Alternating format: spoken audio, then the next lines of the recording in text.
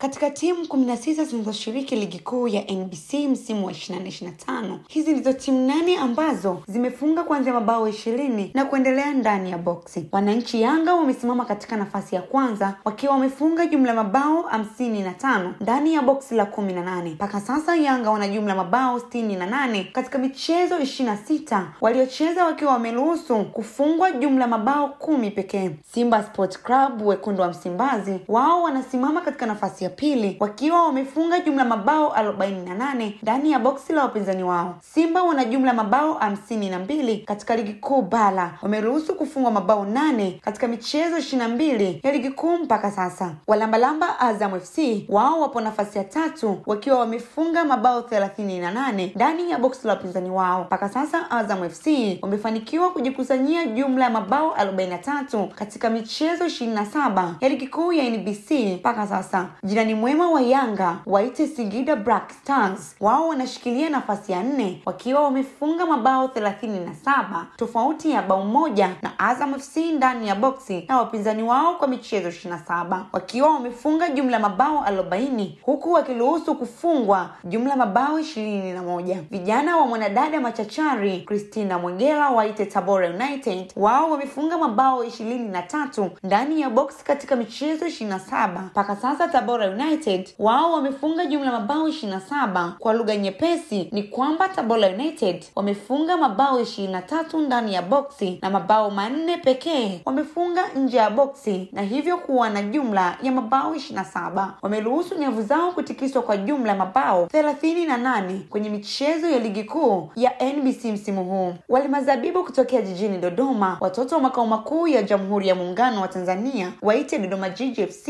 wao wanaikumbatia nafasi ya 6 na mabao yao 23 ambayo wamefanikiwa kuyafunga ndani ya boksi. Mpaka sasa Dodoma Jiji wamefunga jumla mabao 30 katika michezo 27 ya ligi kuu mpaka sasa, nyavu zao zikiwa zimetikiswa mara 37. Vijana wa Gadiola Mnene mwamba kutokea jijini Tanga, fundi wa kufundisha kandanda muite Juma Mgunda na Mungu FC kutokea mkoani Lindi wao wameipokea nafasi ya 7 wakiwa na mabao 22 waliofanikiwa kuyafunga ndani ya boksi. Mpaka sasa na Mungu FC wamekusanya jumla ya mabao 23 katika michezo 27 ya ligi kuu, huku wakiwa wameruhusu kufungwa mabao 33. Fountain Gates FC wao wameikubali nafasi ya 8 na mabao yao 20 waliofanikiwa kufunga ndani ya box la wapinzani wao. Kufikia sasa wamecheza michezo 27 ya ligi kuu, wamefanikiwa kufunga mabao 29 huku wakikubali kufungwa jumla mabao 51. Fountain Gates ndio timu iliyofungwa mabao mengi kuliko timu yoyote iliyoshiriki ligi kuu bara msimu huu 24-25. Hizo ndizo timu ambazo zimefanikiwa kufunga mabao mengi ndani ya boksi la 18. Ikumbukwe kwamba ligi ilisimama kwa muda ili kupisha michuano ya kimataifa na Kombe la Mapinduzi visiwani Zanzibar. Nani kuibuka kidedea mbele ya mwenzake ni swali ambalo kwa sasa ni vigumu kupata majibu, ila mwisho wa msimu maji na mafuta vitatengana. Jina langu ni Telesia Muozi. Asante sana kwa time yako kwa siku hii ya leo. Endelea kuiamini na kuifuatilia Uba Kigoma.